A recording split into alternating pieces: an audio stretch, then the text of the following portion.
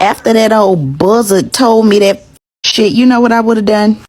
I would have leaned over, got real close, very empathetic, like, looked him in his eyes and told him, when you lay your decrepit head down on that old ashy ass flat pillow and the screams from all the black people start to rile up in your brain and that little bit of sweat starts rolling down your ass crack from sheer terror, I want you to know, your ass deserved it.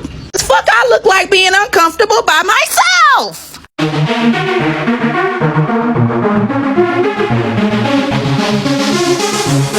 Oh, so fabulous. Hi guys, welcome back to the channel once again. It's me, your girl Dumebi. If this is your first time coming across my channel, you're welcome. Please subscribe, hit the subscribe button, join the family. And if you are a returning subscriber, you guys know that I love you. It's so good to have you here. Welcome back. So today's video, I think it's going to be my first time giving an actual trigger warning because of the things that were discussed in this video. I was triggered. So a black man basically had an interaction with an old palm-colored man, and he came to tell us his story, the whole interaction. Let's just go right ahead and watch his video. Okay, quick story that has me literally shaking right now. So for context, I drive trucks and I stop at this Denny's to grab a coffee because I'm addicted to caffeine. I went in there to get my coffee to go and then I walked to the bathroom, but as I'm walking to the bathroom, it's this old guy sitting to the left with about 12 people that's celebrating his 89th birthday. I got a call from my dispatcher and he was like, yo, you can chill, no rush, they're not ready for the freight, so you can relax a little bit. Sat down, ordered some food, so now I'm sitting like across from the guy that's celebrating his birthday. Time goes by, I'm down there at the end of my meal and everybody that basically came to celebrate with him had left, so now it's just him and his wife. So as I get up to go wash my hands, I see him and I give him a smile. I'm like, happy birthday, young man, 89. That's a lot of memory to have. Here's the thing, I don't even know why I said that. He could have had Alzheimer's. I'm not even sure what I meant by that, like, but that's what I said. And he said, well, thank you, young man. And he smiled and he kind of just stared at me and I just walked back there and washed my fucking hands. So I come back and his wife is gone. She's talking to some other lady that goes to the same church they do, and he sees me, he says, come here, come here, come here. And I said, yes. And he said, there are way too many things that I wish I could forget. And I said, yeah, man, you make it to damn near 100 years old. I'm pretty sure you got a handful of regrets. And he looked at me with the most serious look ever and said, you have no idea. Well, now I'm curious. Do tell. He said, you know, I used to be a firefighter through the 60s and 70s. I said, that's what's up. That's a very commendable job. And he said, yeah, it should be. He said the 60s and 70s was a different time in every way possible. You know that, right? And I'm just like, yeah, no shit. He said, back in those times, I was a way different man, and who knew that we'd get to the point where we are in society today and I'd be feeling the way I'm feeling about the decisions that I made back in those times. So I'm like, man, if you tell me, bro. So right before he took a very long pause, he looked at me and said, back in those times, it was very common for firefighters that looked like me to leave people that looked like you in burning houses and buildings and horrible situations just to say they couldn't get to us. He said more times than he'd like to admit, he would hear screaming black people and children in burning buildings and houses and apartments and stores and cars, and he would literally just pretend he didn't hear it. He said his last time doing it was when he made eye contact with the baby that he deliberately went into a building to save and deliberately didn't. And he said that was the last time he did it, and he quit that year. He said the nightmare still hasn't stopped. He still hasn't forgiven himself, and therapy helps, but it's still a living nightmare to have those memories. And I guess that shit just shocked me so much because when it came to firefighters, I never thought of them like that. Like when it came to like police officers, lawyers, and judges, and everybody else, we knew they didn't give a fuck. Especially police officers, we knew they didn't give a fuck about us. But I don't know why that didn't click to me that, no, it was everybody that hated us. Everybody.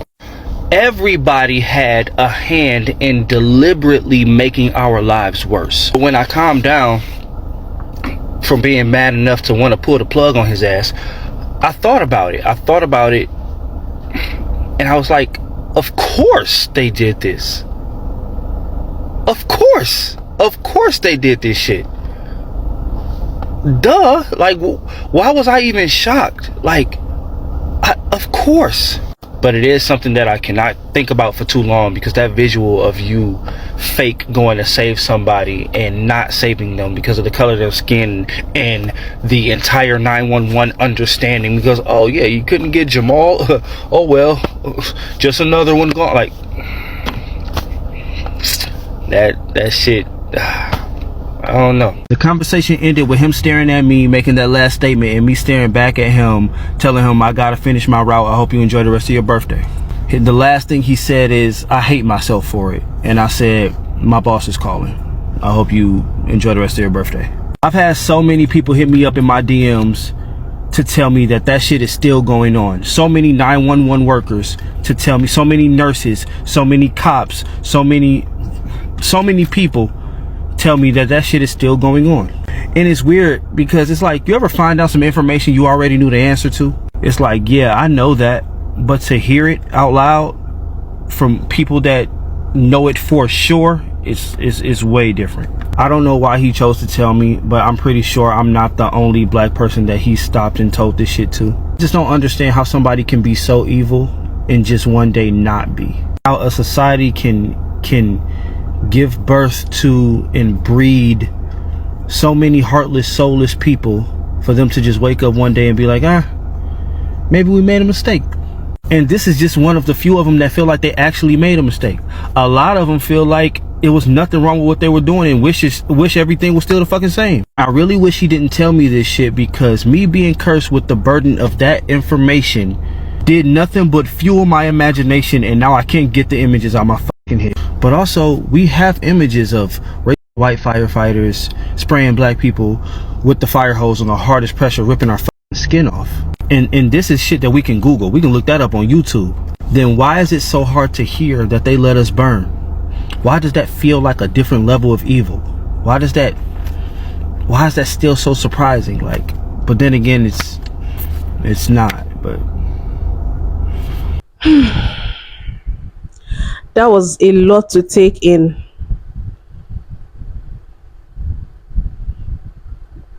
I could just picture everything that was coming out of that guy's mouth, what that white man said.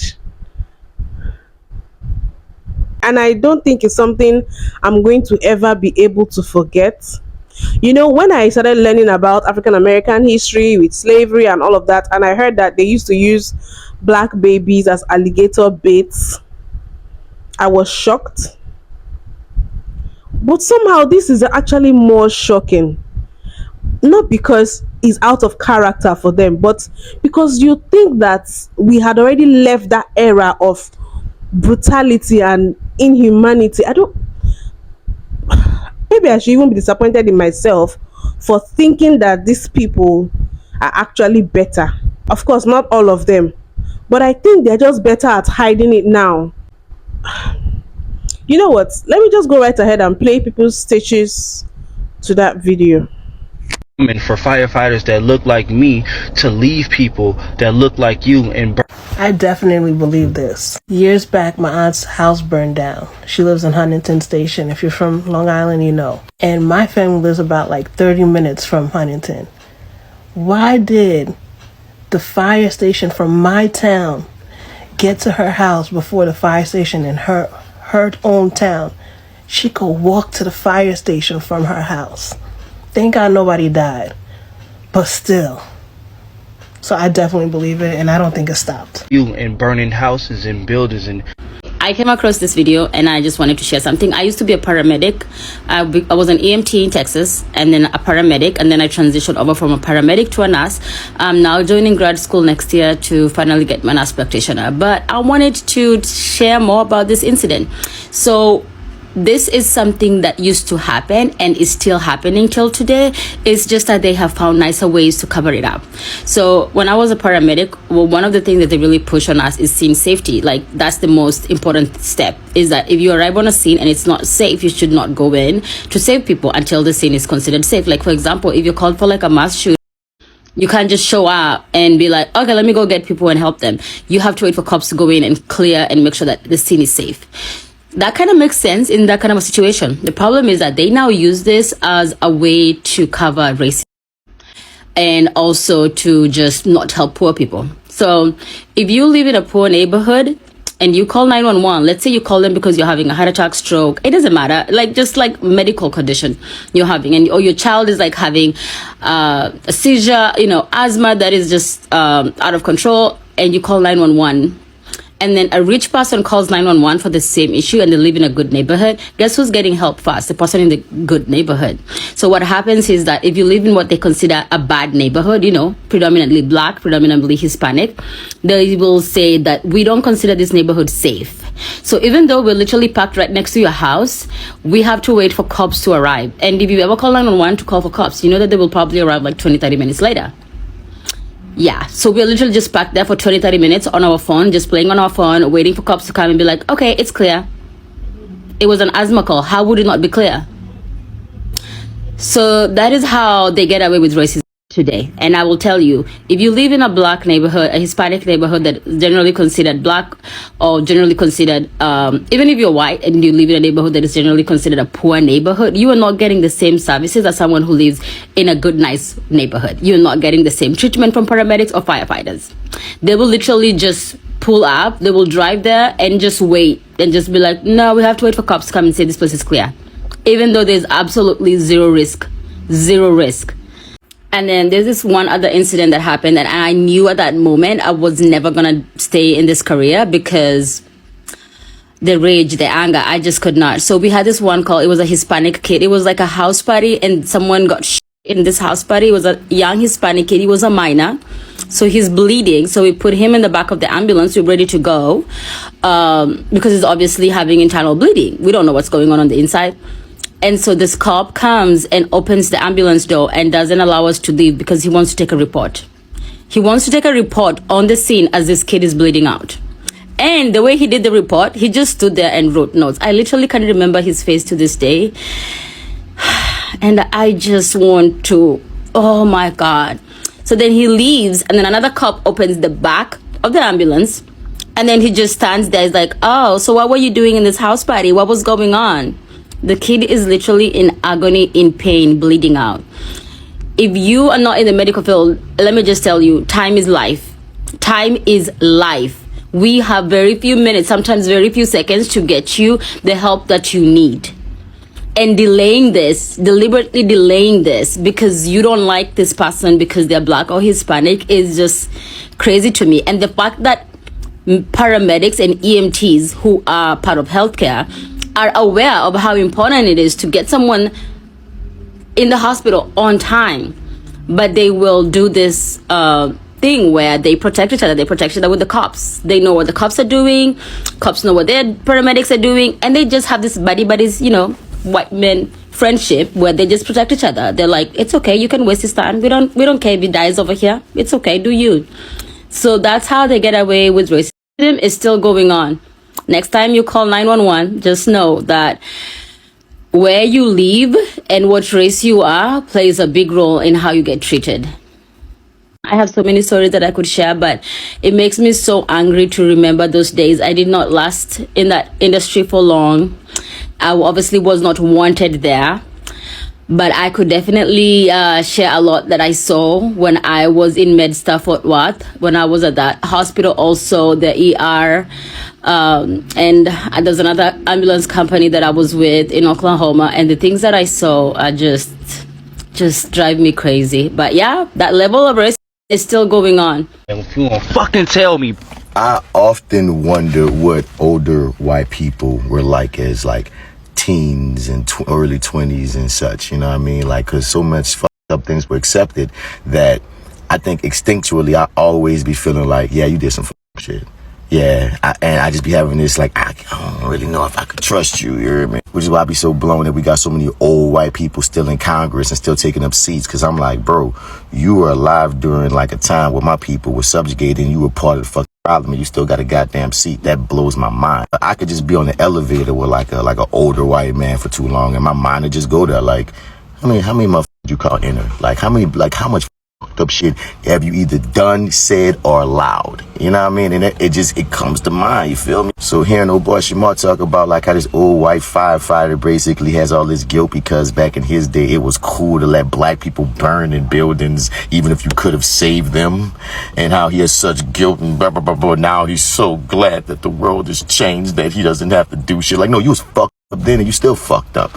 You know what I mean? You just about to die now and we good with that. Like, make no bones about it, bro. Like, if you have like some kind of deep-rooted race history about you that society made you change about, like, you know what I mean? If it's just there, like, you know what I mean? Society made you like put on a different mask, but you, you, like, I sometimes I wish you could just go to like old folks home, like, you know what I mean? And just be like, you. To a lot of these white people on their dying beds, just be like, you know what I mean? Like, no, fuck you. And this isn't to every old white person necessarily, but it's just a feeling that I can't help but shake because I feel like character should exist beyond what's normal, what's accepted and such. Because again, there was white people at the time that was like, that's how we, like, it's not like we didn't have white allies back in the day. So there was white people at the time that had good hearts and shit. So something about you, whether you're a firefighter, a police officer, a teacher, a doctor, something inherently in you, man, even if everyone is like, this is the way to be on some human nature, something in you should be like, this is wrong. I don't want to partake in this. I'm not going to do this. I'm not going to do that. And if you're not one of those people, you can fucking burn. Drive trucks and For context, I normally work in nursing homes. Hi. Yes. And when you decide that you want to put your elderly people in the home and you don't visit them, they do decide they want to talk to the nursing home workers. And that's me. And I've been in every part of the nursing home. Laundry. I was housekeeping, and I was a front desk receptionist. Now, when you sit and you talk to older people, they tell you all type of stuff, whether the person is white, black, or Indian. They are all, well, not all, but most of them are over the age of 60, 70, 80 years old. And they would tell you, back in my day, the things I experienced hurt me to my soul, to my core. And I feel for the minorities because of what the majority did. But I'm gonna give you an example of what will happen with a female patient. And I was talking to this lady. She used to be a lawyer, and she was a very successful lawyer in my city. She made good money, but she got put in a nursing home by her significant other, her partner, once she started getting dementia. And she rolled out to my desk one day and she was like, you look real familiar. And I was like, well, you see me all the time, Miss Such and Such. And she was like, no, baby, you look real familiar. Like, I used to be a lawyer, and, back in my day in my prime, for my law firm, they would give us an incentive if we could get more black bodies. It didn't matter the charge, but if we could try to get you with a couple of years and a couple of years probation, you got a bonus. I say this to say, there are so many instances that people in a nursing home will tell you what happened back in the day. And that's the most mild story that I've had a patient tell me. right, and I'm just like, I knew that this was happening back in those days, and it's still going on today. But the mind-blowing thing is that this individual admitted it to this brother of what he did. If you don't believe that's not the work of the ancestors, I don't know what else to tell you. For the people that believes, just like Tim Scott, that the United States is not a racist country, we won't have nothing to say to each other. It's not up to debate. I'm not going to have the discussion with you. If this doesn't tell you That's why we're not going to be debating about reparations. It's not up to debate anymore. Liberations. I do not want to repeat history.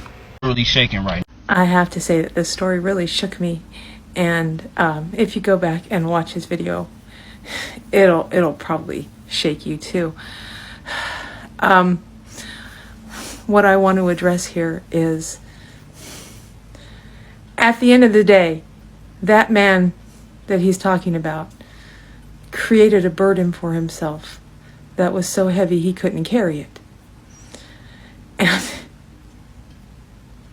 he got to be almost, 90 years old, and he still never figured out that those burdens are yours to keep. He put his burden on this young man who now has to carry what that man did for the rest of his life. It's not his burden to bear, but now it is. It's another example of a white man making a black man do the work. The emotional heavy lifting. It was never this young man's responsibility to even be nice to the old man in the first place. He was just being a decent human being. And what did he get for his trouble? He got this horrifying first-hand account of what this man did in his life. And now he has to carry it forever. And I'm just so apologetic to him on behalf of that man, because he's never going to apologize. He feels like he somehow healed himself by shifting his burden to another human being. And it doesn't work like that. Your burdens are yours to carry. If you don't want burdens, don't create them. If you have burdens, find a way to make up for them, but you're never going to drop them. They're going to be with you forever. So every choice you make is a choice whether or not you want to create a burden or add to your burden or keep yourself unburdened. Every moment counts. therapy.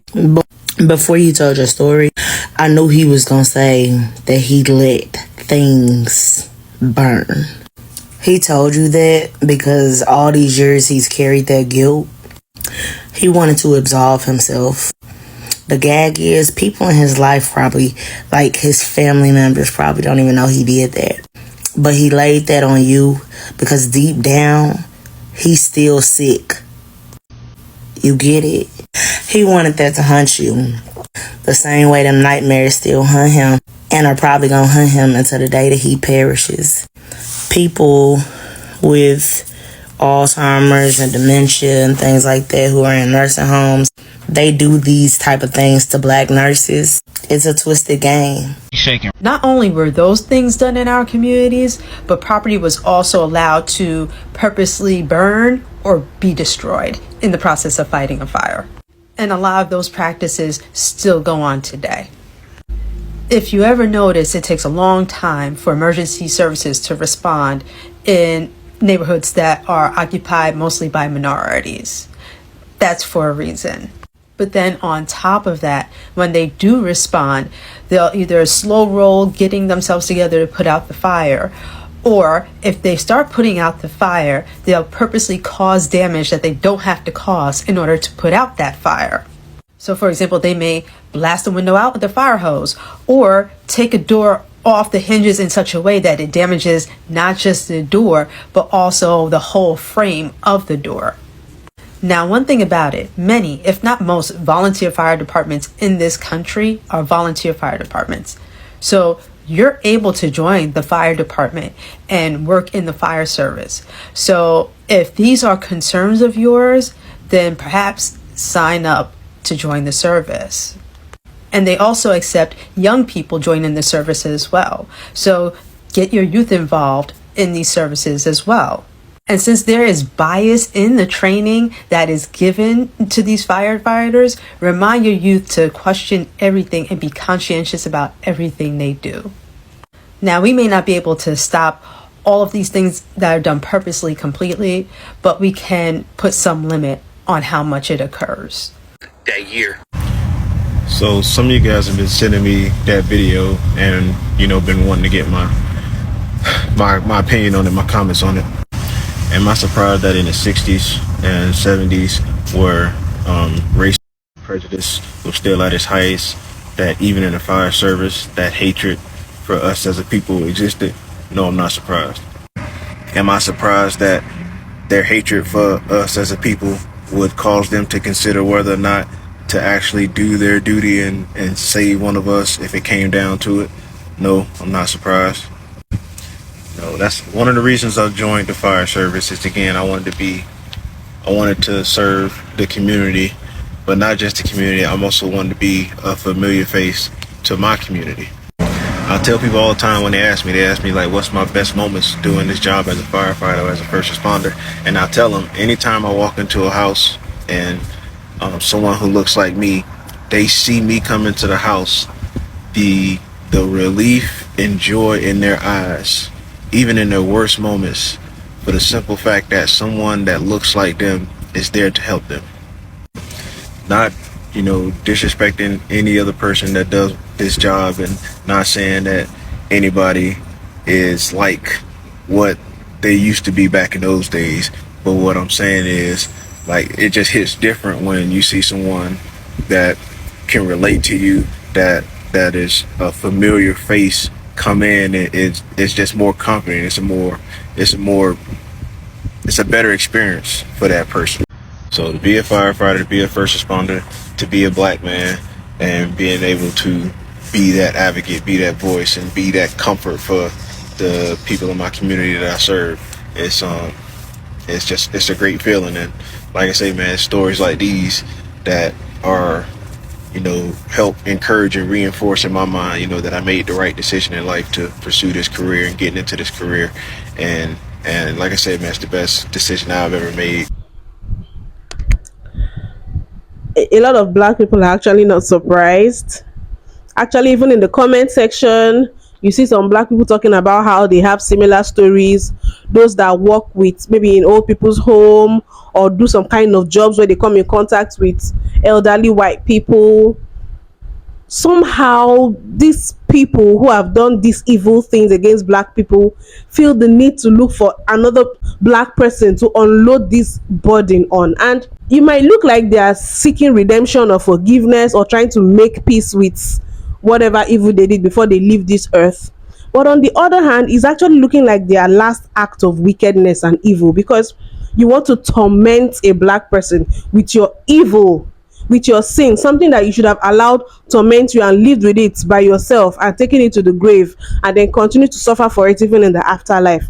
But you're now unburdening on an innocent black person that doesn't even need to know that. Now it makes sense why they are so scared of entrusting their lives in the hands of black professionals. When I see those videos of palm colored people saying, I don't want a black nurse or a black doctor, it must be a white person. Now it makes sense. It's not just because they don't like black people or they don't think black people are not capable.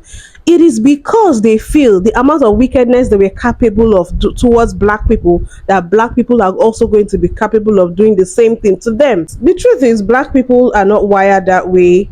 If we wanted to be evil, we would have done that. Black people in America, majorly, I'm not saying they don't commit crimes against white people, but I believe that a lot of them may not be racially motivated, may just be crimes of poverty or whatever. I don't think a lot of the times it's racially motivated. That is also why these palm color people come to Africa and they walk around freely and they don't even experience any form of anti-whiteness. There's no such thing as that. There's no word like anti-whiteness. That's because there's no anti-whiteness anywhere in this world as far as I'm concerned. So we have shown them a hospitality in return for the savagery that they have shown us. And this is a typical example of systemic racism. Someone says there's nothing like systemic racism, show them this video. It is embedded in the system, and it is not just the firefighters, the people in the hospitals, the law enforcement agencies, the legal system. It's really heartbreaking, the amount of inhumanity you have to watch an innocent child suffer, and you expect to rest in peace when you die. Woo! Let's wait and see that happen. Anyway, I want to know what you guys think in the comment section. Have you had any similar experience where a palm color person unburdens the evil they did or their family did on you? Or do you know of any story of this kind of thing happening? Please share it in the comment section. Let's have a conversation. Also, don't forget to give this video a thumbs up, subscribe if you haven't, and I'll see you guys in my next video. Bye.